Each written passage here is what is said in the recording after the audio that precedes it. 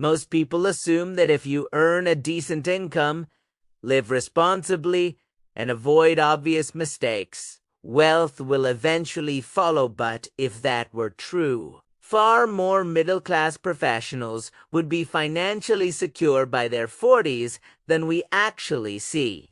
Because the uncomfortable reality is that many people earning good money aren't poor, but they're also never free. And the reason isn't laziness, bad luck, or a lack of intelligence. Something far quieter and much harder to notice while you're inside it. Let me introduce you to someone you probably recognize, because parts of their life look a lot like yours. Daniel is 32, lives in a mid-sized European city, works in tech support for a large firm, and earns the equivalent of about $62,000 a year before tax. Now, here's the important part. Daniel doesn't feel irresponsible. He feels normal. Everyone around him lives the same way. His colleagues lease similar cars. His friends live in similar apartments. Social media reinforces the idea that this lifestyle, indulgented, is simply what adulthood looks like now. The system around him quietly suggests that this level of spending is not only acceptable, but expected. And this is where the real problem begins. The quiet reason most middle-class professionals never build real wealth is not low income. It's not lack of discipline. It is that their financial baseline, the level of life they believe they supposed to maintain, automatically rises to meet their income, leaving no margin for wealth to grow. And because the rise happens gradually, it never feels like a choice.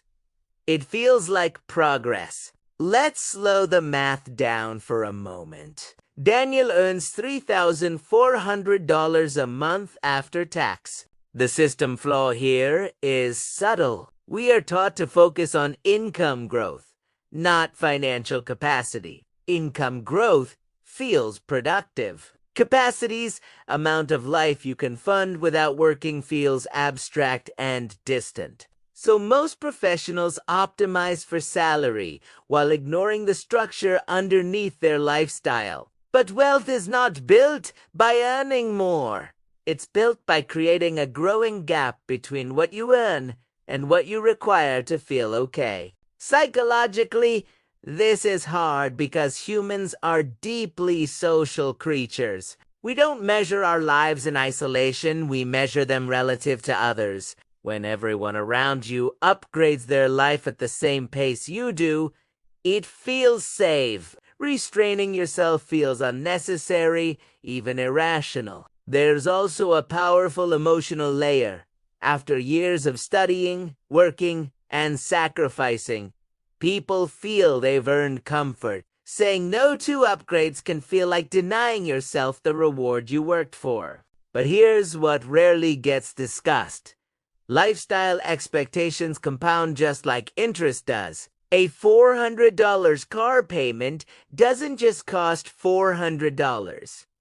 Over 5 years, it costs tens of thousands of dollars in lost opportunity. That money could have bought flexibility, security, time, or options. Instead, it buys temporary convenience. And once your identity adjusts to that convenience, it becomes emotionally painful to step back. If this pattern continues unchecked, the long-term outcome is predictable. You earn more, but your obligations grow with you.